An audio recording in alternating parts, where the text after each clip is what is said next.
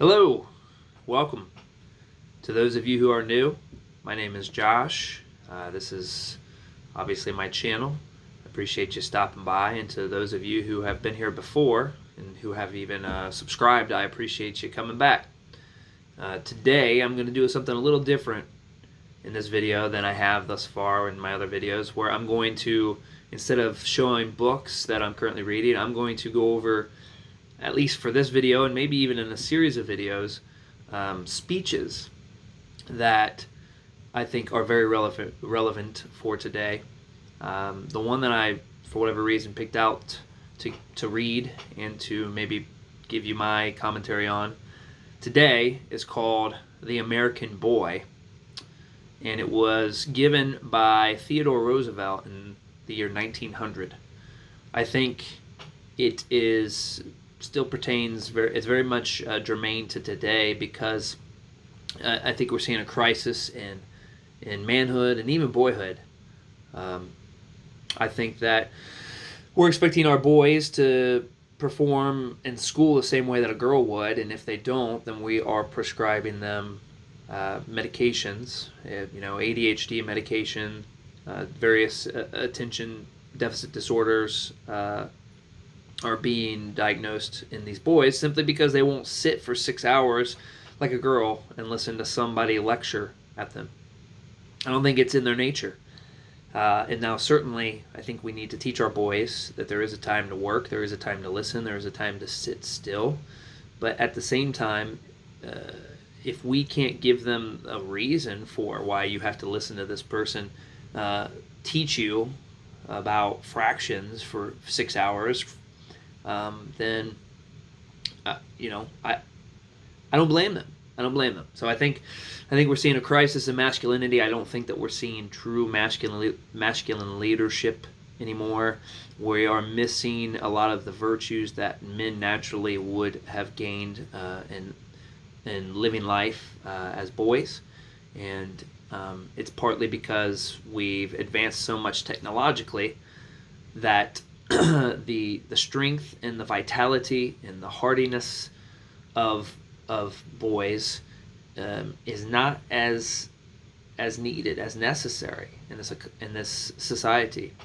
But I think that we will do them a disservice if we attempt to neuter them, if we attempt to dumb them down in a way. I think that they will. That's why we have so many aimless, depressed boys and men, is because we are not giving them a vision. We are not allowing them to express their true masculinity, their true manhood. We're not allowing testosterone to reach its peaks because we're trying to force feed various diets that aren't good for testosterone, that actually inject estrogen into a boy's system. We are not allowing them to be in competitive sports as much as we used to. We're just not allowing boys to be boys, I guess is what I'm trying to say. And so this is a speech given by Teddy Roosevelt, and he's discussing the necessity of allowing boys to be boys in America, and why it's good for America, that it's not toxic. Masculinity is not toxic. Boyhood is not something to whip out of a boy, right? It's innate for a reason, and that's because it can be harnessed for the good of people, right? So yeah, without further ado, I'll go ahead and read this and maybe give you some commentary, but I'll try to read it through. Hopefully I won't stumble too much, and then we'll talk about it. The American Boy, Theodore Roosevelt. Of course, what we have a right to expect of the American boy is that he shall turn out to be a good American man. Now, the chances are strong that he won't be much of a man unless he is a good deal of a boy. He must not be a coward or a weakling, a bully, a shirk, or a prig. He must work hard and play hard. He must be clean-minded and clean-lived, and able to hold his own under all circumstances and against all comers. It is only on these conditions that he will grow into the kind of American man of whom America can be really proud. There are always in life countless tendencies for good and for evil, and each succeeding generation sees some of these tendencies strengthened and some weakened.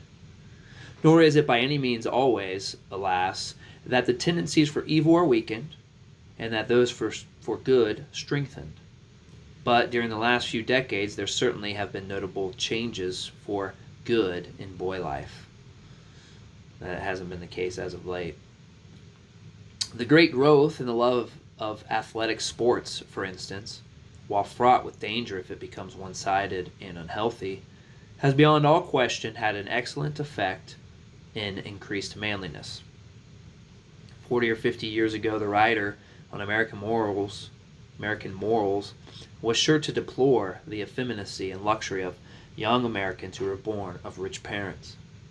The boy who was well off then, especially in the big eastern cities, lived too luxuriously, took to billiards as his chief innocent recreation, and felt small shame in his inability to take part in rough pastimes and field sports. Nowadays, whatever other faults the son of rich parents may tend to develop, he is at least forced by the opinion of all his associates of his own age to bear himself well in manly exercises and to develop his body, and therefore, to a certain extent, his character in the rough sports which call for pluck, endurance, and physical address. Of course, boys who live under such fortunate conditions that they have to do either a good deal of outdoor work or a good deal of what might be called natural outdoor play do not need this athletic development. In the Civil War, the soldiers who came from the prairie and the backwoods and the rugged farms where stumps still dotted the clearings, and who had learned to ride in their infancy, to shoot as soon as they could handle a rifle, and to camp out whenever they got the chance, were better fitted for military work than any set of mere school or college athletes could possibly be. Moreover, to misestimate athletics is equally bad, whether their importance is magnified or minimized. The Greeks were famous athletes, and as long as their athletic training had a normal place in their lives, it was a good thing. But it was a very bad thing when they kept up their athletic games while letting the stern qualities of soldiership and statesmanship sink into disuse. Some of the younger readers of this book will certainly sometimes read the famous letter of young Pliny, a Roman who wrote, with what seems to us a curiously modern touch, in the 1st century of the present era. His correspondence with the Emperor Trajan is particularly interesting, and not the least noteworthy thing in it is the tone of contempt with which he speaks of the Greek athletic sports, treating them as the diversions of an unwarlike people, which it was safe to encourage in order to keep the Greeks from turning into anything formidable. So at one time, the Persian kings had to forbid polo. Soldiers neglected their proper duties for the fascinations of the game. We cannot expect the best work from soldiers who have carried to an unhealthy extreme the sports and pastimes which would be healthy if indulged in with moderation, and have neglected to learn as they should the business of their profession. The soldier needs to know how to shoot and take cover and shift for himself, not to box or play football. There is, of course, always the risk of thus mistaking the means for ends. Fox hunting is a first-class sport, but one of the most absurd things in real life is to note the bated breath with which certain excellent fox hunters, otherwise of quite healthy minds, speak of this admirable but not over-important pastime. They tend to make it almost as much of a fetish as, in the last century, the French and German nobles made the chase of the stag, when they carried hunting and game preserving to a point which was ruinous to the national life. Fox hunting is a very good pastime, but it is about as poor business as can be followed by any man of intelligence. Certain writers about it are fond of quoting the anecdote of a fox hunter who, in the days of the English Civil War, was discovered pursuing his favorite sport just before a great battle between the Cavaliers and the Puritans, and right between their lines as they came together. These writers apparently consider it a merit in this man that when his country was in a death grapple, instead of taking arms and hurrying to the defense and the cause that he believed right, he should placidly have gone about his usual sports. Of course, in reality, the chief serious use of fox hunting is to encourage manliness and vigor, and to keep men hardy, so that at need they can show themselves fit to take part in work or strife for their native land. When a man so far confuses ends and means as to think that fox hunting, or polo, or football, or whatever else the sport may be, is to be itself taken as the end, instead of as the mere means of preparation to do work that counts when the time arises and the occasion calls, why, that man had better abandon sport altogether. Agreed. No boy can afford to neglect his work, and with a boy work, as a rule, means study. Of course, there are occasionally brilliant successes in life where the man has been worthless as a student when a boy. To take these exceptions as examples would be as unsafe as it would to be to advocate blindness, because some blind men have won undying honor by triumphing over their physical infirmity and accomplishing great results in the world. I am no advocate of senseless and excessive cramming in studies, but a boy should work, and should work hard, at his lessons. In the first place, for the sake of what he will learn, and in the next, for the sake of the effect upon his own character of resolutely settling down to learn it. Shiftlessness, slackness, indifference in studying are almost certain to mean inability to get on in other walks of life. Of course, as a boy grows older, it is a good thing if he can shape his studies in the direction toward which he has a natural bent. But whether he can do this or not, he must put his whole heart into them. I do not believe in mischief doing in school hours, or in the kind of animal spirits that results in making bad scholars. And I believe that those boys who take part in rough, hard play outside of school will not find any need for horseplay in school. That's a good point. While they study, they should study just as hard as they play football in a match game. It is wise to obey the homely old adage, work while you work, play while you play. A boy needs both physical and moral courage. Neither can take the place of the other. When boys become men, they will find out that there are some soldiers very brave in the field who have proved timid and worthless as politicians, and some politicians who show an entire readiness to take chances and assume responsibilities in civil affairs, but who lack the fighting edge when opposed to physical danger. In each case, with soldiers and politicians alike, there is but a half virtue. The possession of the courage of the soldier does not excuse the lack of courage in the statesman, and even less does the possession of the courage of the statesman excuse shrinking on the field of battle. Now, this is all just as true of boys. A coward who would take a blow without returning it is a contemptible creature. But after all, he is hardly as contemptible as the boy who dares not stand up for what he deems right against the sneers of his companions who are themselves wrong. Ridicule is one of the favorite weapons of wickedness, and it is sometimes incomprehensible how good and brave boys will be influenced for evil by the jeers of associates who have no one quality that calls for respect, but who affect to laugh at the very traits which ought to be peculiarly the cause for pride. There is no need to be a prig. There is no need for a boy to preach about his own good conduct and virtue. If he does, he will make himself offensive and ridiculous.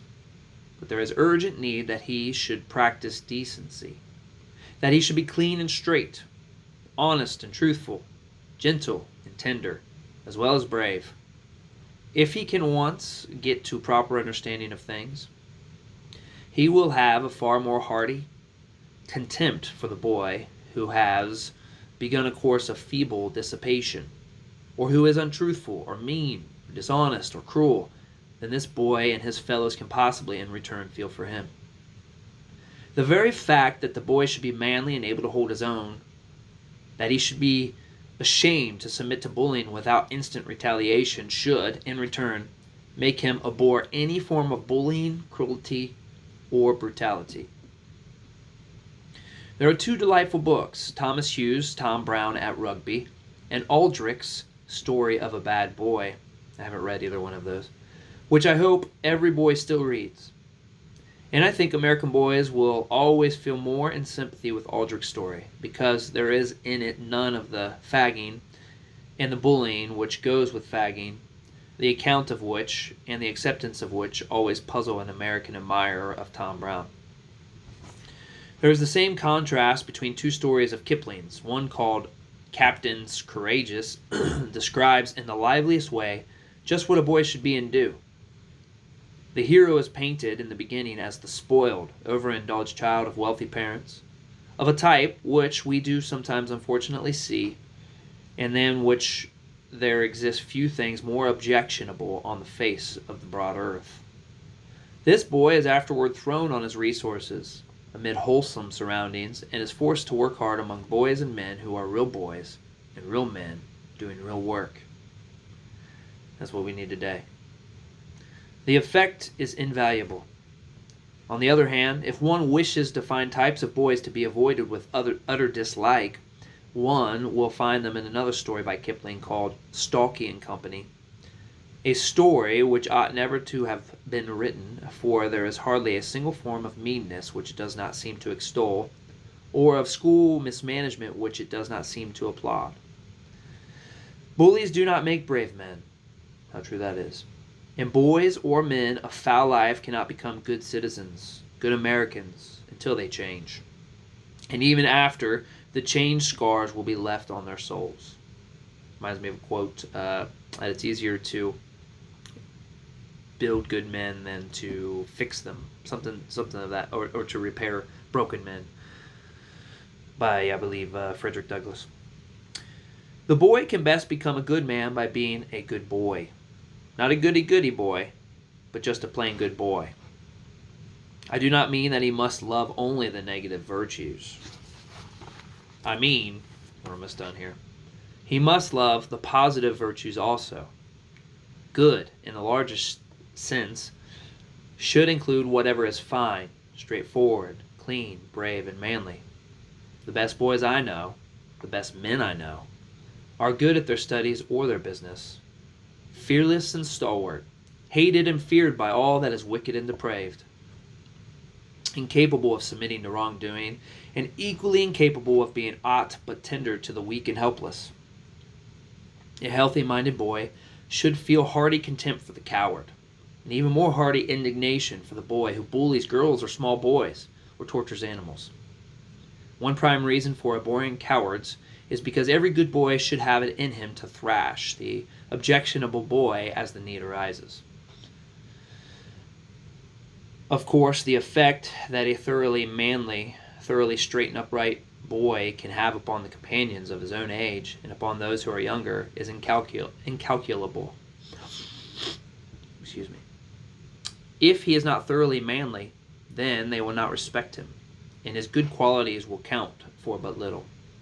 While, of course, if he is mean, cruel, or wicked, then his physical strength and force of mind merely make him so much the more objectionable a member of society. He cannot do good work if he is not strong and does not try with his whole heart and soul to count in any contest. And his strength will be a curse to himself and to everyone else if he does not have thorough command over himself and over his own evil passions. It's a big one. And if he does not use his strength on the side of decency, justice, and fair dealing. In short, in life, as in a football game, the principle to follow is, hit the line hard. Don't foul and don't shirk, but hit the line hard. Good stuff. I mean, most of that speech, I would say, is pretty straightforward and self-explanatory. Give me one sec. The only thing, I'll add is that these virtues aren't really that popular today. And even if they are in sentiment, maybe, or let's say if they are verbally expressed, we don't actually abide by them. Again, we expect our boys to be as attentive, listening to something as a girl. And boys are more hands-on. Boys are more rugged, and they want to be out in nature, and they want to prove themselves in competition, and they want to see what they're capable of. And they have so much pent-up energy, so much vigor and vitality, and they want to use that in a productive way, in a way that they can learn, but not only with their mind, but with their body. They want to connect the two. They want to tie the two together because, boys are strong for a reason, right? They have incredible endurance for a reason, and all of this this battery power that they're ready to find an outlet for a reason, and it's because they have so much potential, so many capabilities. And I think for us to try to box them in and have them all learn the same thing, right? And many a times a boy doesn't even know why he's learning what he's learning. He's just told to learn it. I don't think that we're setting them up for success.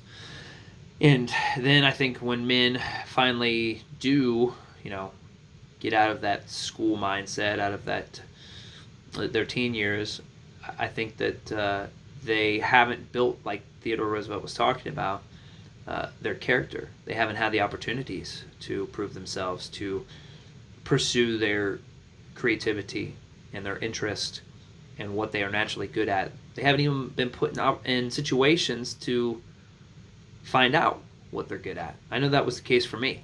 That I was good at some things, I would say. I was actually a pretty good athlete, but at the same time, there were so many things that I was naive to, that I was sheltered from, that I was restrained from doing. And then once a boy is set free, right, it's like they don't have the strength of character, of mind, of discipline, of diligence, of hard work. Instead, they've been, especially here in America, taught to conform to whatever authority is dictating. And so, I think we need to find ways for boys to not only sit and listen, but for them to actually explore, discover, to be curious, and to develop into full personalities, into who they really are, into what gifts they have. We need to find a way to allow those to be expressed and used for the benefit of those around them, right? It's the same with men. Like video games, sure, it's many men, boys and men, play lots of video games. And why? Because that's a world where they can actually have freedom, and they can conquer, and they can they find competition with others, and so we need to find that in the real world too, right? Otherwise, these boys and men's talents are just going to waste, and we're not getting the best, right, out of them. So this video is right around 25 minutes. I guess we'll go ahead and call it a day. I again appreciate everybody stopping by. Hopefully you got a little something out of The American Boy by Theodore Roosevelt. Post some comments down below on your mindset when it comes to boys and boyhood and men, and let me know if you want more content like this. So with that, God bless y'all, and we'll see you next time. Bye.